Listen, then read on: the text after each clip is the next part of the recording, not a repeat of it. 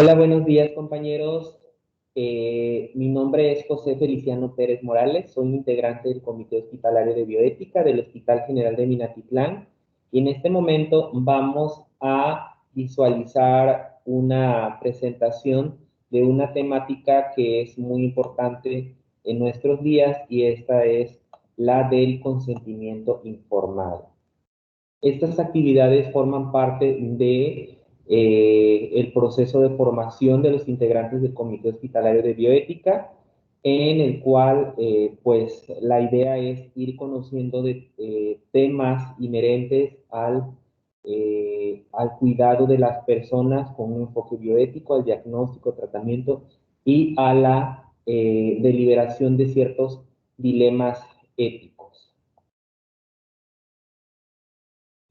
Podemos decir que el consentimiento informado es la expresión tangible del respeto a la autonomía de las personas en el ámbito de la atención médica y de la investigación en salud. Recordemos los principios de la bioética, que son autonomía, beneficencia, no maleficencia y justicia. Entonces, el consentimiento informado forma parte de la autonomía. Se dice que es un proceso continuo y gradual que se da entre el personal de salud y el paciente y que se consolida en un documento. Entonces, independientemente de que sea un documento administrativo, vamos a darnos cuenta que existirán situaciones donde la persona tendrá que firmar este documento ya que se puede poner en riesgo su vida, entonces le tendrán que explicar el protocolo y además otras situaciones inherentes al cuidado. Se dice que el consentimiento informado ha supuesto un avance que ha transformado el concepto de medicina. ¿Y cuál es este concepto de medicina? Bueno, una medicina basada en el paternalismo biomédico, ¿no? Donde los médicos prácticamente imponían un tratamiento, ¿sí? A los pacientes o a las personas. Y sin embargo, pues con el paso de los años, la persona o el paciente ya ha pasado de ser un sujeto pasivo a un sujeto activo en los tratamientos médicos. Esto significa que ya tiene un protagonismo muy importante y por ahí escucharán algunas nociones como el de medicina centrada en las personas, etcétera, ¿no? Porque de esto se trata. La enfermería basada también en la evidencia toma en cuenta el, la opinión, ¿sí? De las personas, qué es lo que quieren las personas. Entonces, el consentimiento informado tiene este contexto y de eso se trata, de que las personas tengan la autonomía y la libertad para decidir qué realizar en sus cuerpos. Veamos el siguiente caso para ir delimitando este cuestionamiento.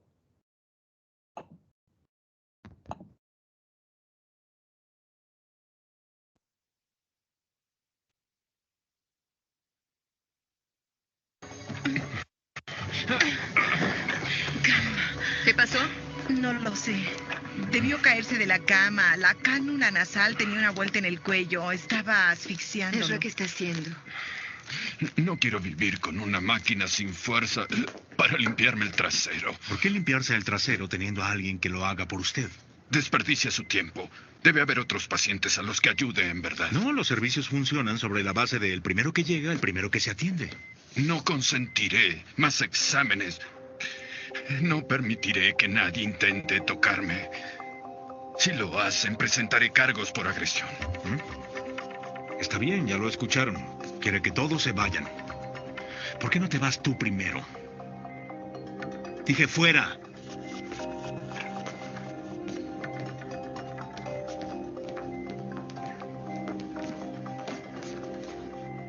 Usted vino a mí, no yo a usted. Creí que tendría las agallas para hacer lo que debía hacerse si llegábamos a eso. No estamos ni cerca de eso. Es hora de examinar sus pulmones.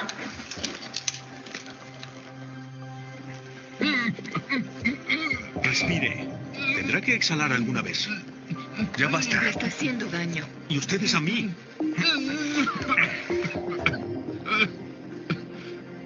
Bueno, no quiere ayudarnos, no lo ayudaremos.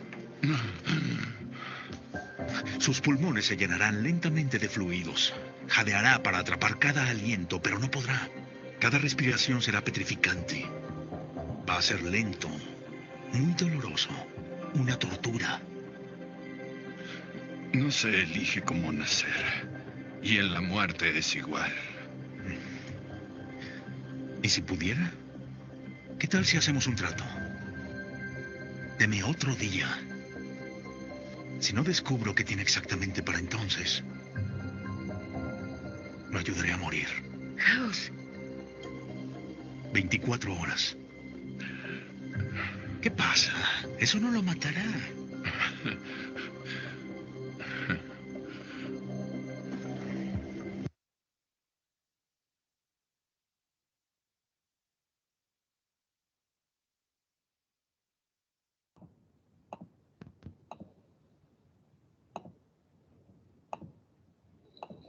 Ok.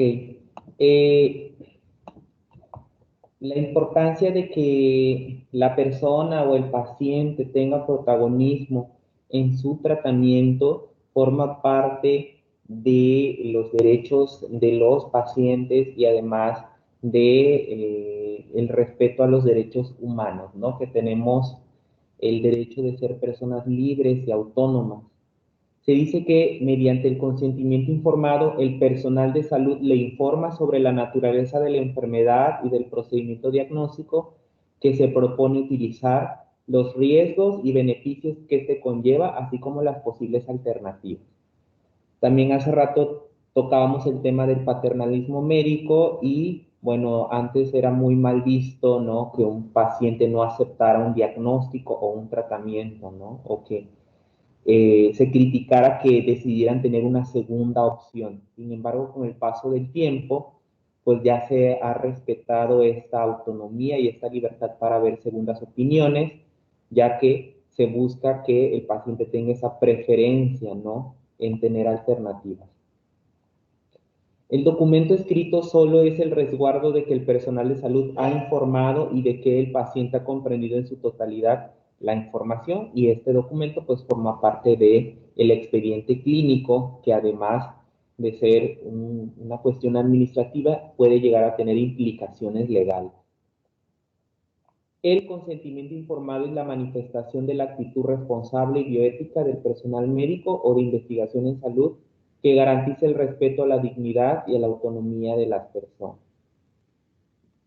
Y bueno, volvemos a retomar aquí la cuestión bioética, que pues no nos dice si la bioética, recuerden que no nos dice si es bueno o malo un acto, sino qué hay detrás de todo eso que se considera bueno o malo. Entonces, en el consentimiento informado se muestran todos los panoramas y las posibles implicaciones que puede conllevar un tratamiento. El consentimiento informado debe de incluir algunas características. Entre estas, la información debe ser clara, veraz, suficiente, oportuna y objetiva sobre lo inherente al proceso de atención, los métodos diagnósticos, el juicio clínico establecido o el abordaje terapéutico. La información debe de darse en forma oral y personal, con un lenguaje no técnico, o sea, respetando el contexto de la persona o del paciente, de acuerdo a la capacidad de la persona, asegurándose que se haya comprendido la información proporcional. Eso significa que no vamos a utilizar tecnicismos o lenguaje clínico, ¿no? Sino tratar de adaptarlo a la cuestión sociocultural de la persona.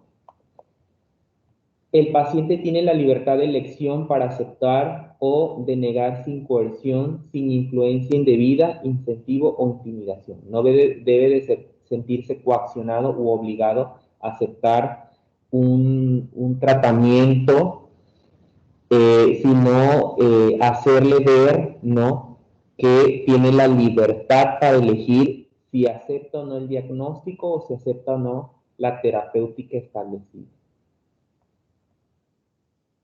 Es importante privilegiar la autonomía de los pacientes, generando las condiciones necesarias para que ejerzan su derecho a decidir.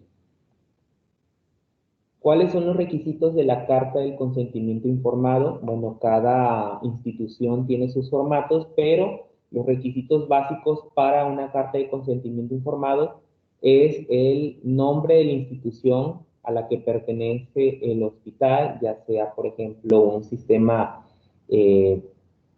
gubernamental o que atienda a población abierta o a población derechohabiente. El nombre, la razón, la denominación social del hospital y el título del documento, que en este caso será Carta de Consentimiento Informado.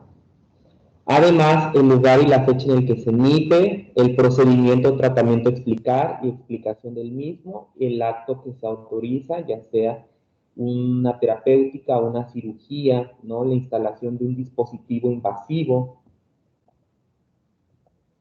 el acto que se autoriza, ¿no? En este caso, bueno, volvemos a retomar del acto, el señalamiento de los riesgos y beneficios de realizar ese acto. Por ejemplo, en el caso de una cirugía puede llegar a ser inclusive la muerte, ¿no? O en el caso de algún tratamiento terapéutico como la instalación de algún tipo de catéter, el dolor, ¿no? La autorización al personal de salud para la realización, tal y cual, el nombre completo y firma del paciente que otorga la autorización, el nombre completo y firma del médico que proporciona la información y el nombre completo y firma de 2 testigos. Además, también se van a considerar los siguientes puntos: los beneficios de la intervención o tratamiento que se consideren relevantes o de importancia. Siempre dejar en claro, por ejemplo, por qué se va a realizar cierto protocolo. Por ejemplo, una obstrucción tubaria bilateral, un OTB, o en el caso del lenguaje para los pacientes que lo conocen como salpingoplasia, porque es necesario realizarlo, ¿no? Llevar de trasfondo el por qué se requiere esa terapéutica. Molestias probables del procedimiento y sus consecuencias, ¿no? Por ejemplo, el dolor. Riesgos, entendiéndose como aquellos riesgos que suelen esperarse en condiciones normales conforme a la experiencia y el estado actual de la ciencia. Manifestación del paciente de estar satisfecho con la información. Y además, este documento deberá estar impreso y redactado en forma clara, sin abreviaturas, enmendaduras o tachaduras, tomando en cuenta que la NOM 004 SSA3 del 2012, que habla del expediente clínico, se enuncian los siguientes procesos en donde se realizará el consentimiento informado para el ingreso hospitalario, para procedimientos de cirugía mayor, algunos procedimientos que requieran anestesiar al paciente, ya sea de forma general o regional, para cirugías de tipo reproductivo, como salpingoplastía y vasectomía, para algunas situaciones como la donación de órganos, tejidos y trasplantes, en el caso necesario de realizar una investigación clínica en seres humanos, que ya saben que en los protocolos de investigación pues siempre está de por medio el consentimiento informado de los participantes, ¿no? En necropsia hospitalaria, procedimientos diagnósticos y terapéuticos considerados por el médico como de alto riesgo, por ejemplo, quimioterapias, ¿no? La realización de ciertos estudios de imagenología. En el caso de amputación, mutilación o extirpación orgánica que produzca modificación permanente de la persona. Y hay que tomar en cuenta que al realizar el formato del consentimiento informado, hay que contar con la asesoría de un comité hospitalario de bioética que oriente el ejercicio competente de los profesionales de salud. Además, hay que cerciorarse de que el representante legal o familiar de la persona esté buscando la benevolencia del paciente y tenga la capacidad para la toma de decisión. Que ya recordemos que cuando hablamos de autonomía, habrán situaciones clínicas donde el paciente no tendrá autonomía. Por ejemplo, en lesiones de tipo orgánico como traumatismo craneoencefálico, alteraciones del nivel de conciencia, trastornos de la salud mental, ¿sí? donde será necesario que exista un familiar que busque el bienestar de la persona en ciertos protocolos o tratamientos. El consentimiento debe expresarse y comprobarse por escrito mediante un formulario firmado cuando se trata de un procedimiento de alto riesgo. Y en el caso de las personas que no sepan leer y escribir, pues dejar en clara la información, explicar y podrán poner su huella digital en el documento, además de designar un testigo para que firme dando fe de su consentimiento. Respecto a la confidencialidad, en los pacientes adultos y mentalmente competentes pueden no compartir su información personal con otras personas, aun miembros de la familia cercanos. ¿En qué casos? Por ejemplo, personas que no quieren que sus familiares se enteren de su diagnóstico y pueden ser, por ejemplo, en personas que se le realizan pruebas de VIH y salen positivas, ¿no? Aquí involucra mucho esta cuestión de la confidencialidad. El personal médico no deberá discutir la información médica de ningún paciente en lugares públicos ni permitir la divulgación de información del paciente en forma inapropiada. Y aquí hablamos de ser prudentes y de ser discretos, ¿no? Con toda información que se recaude de los pacientes. Y aquí hablamos ya de códigos de conducta o códigos de ética. Se dice que entre las circunstancias que pudiera dispensarse esta obligación se encuentran las siguientes: la posibilidad de dañar a terceras personas, por circunstancias legales en donde se requiere reporte de las autoridades sanitarias, por ejemplo, personas que hayan realizado algún acto, algún homicidio o una lesión a otra persona, donde, si hablamos por una cuestión ética, sea necesario avisar algún tipo de organismo de otra índole. La información médica de los menores de edad no debe ser ocultada a sus padres. En la práctica médica existen casos que requieren consideraciones especiales en función de la edad, el tipo de enfermedad o bien la esperanza de vida. Y aquí estábamos hablando, por ejemplo, la cuestión de las personas que tienen algún tipo de alteración orgánica, ¿no? Algún tipo de traumatismo o personas que sufren psíquicamente. Veamos cómo se aplica un consentimiento informado con el siguiente video.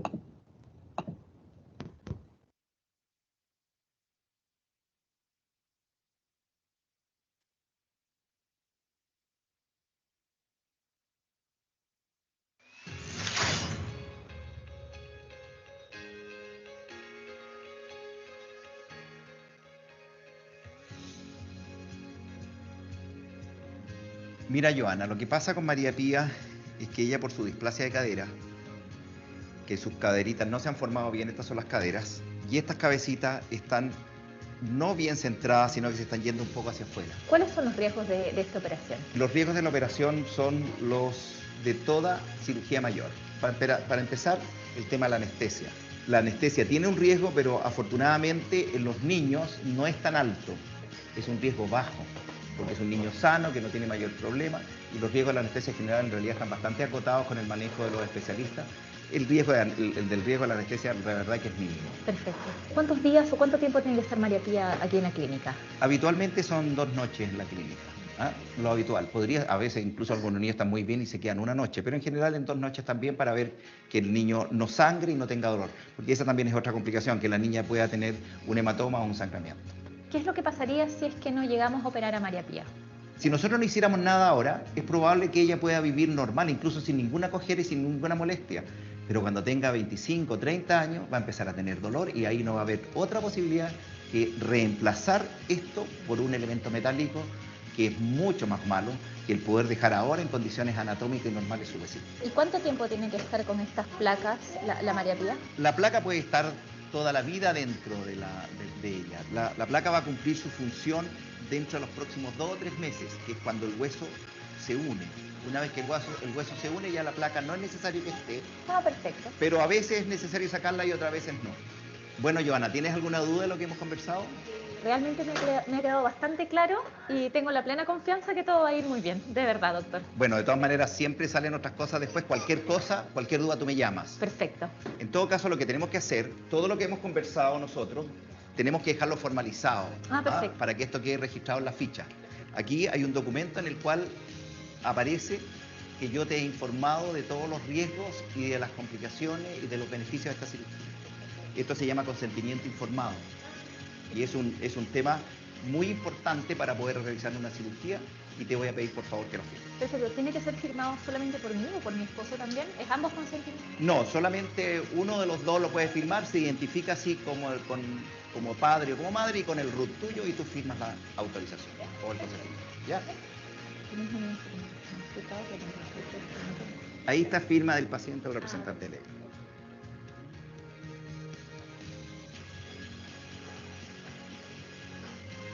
Muchas Muy bien. gracias, doctor. Que te vaya muy bien. Besitos, tía, besitos, Chao, doctor. preciosa. Qué rico, ya pues. Bien, pues. Muchísimas gracias. Que les vaya muy bien, ¿ah? Adiós. Chao.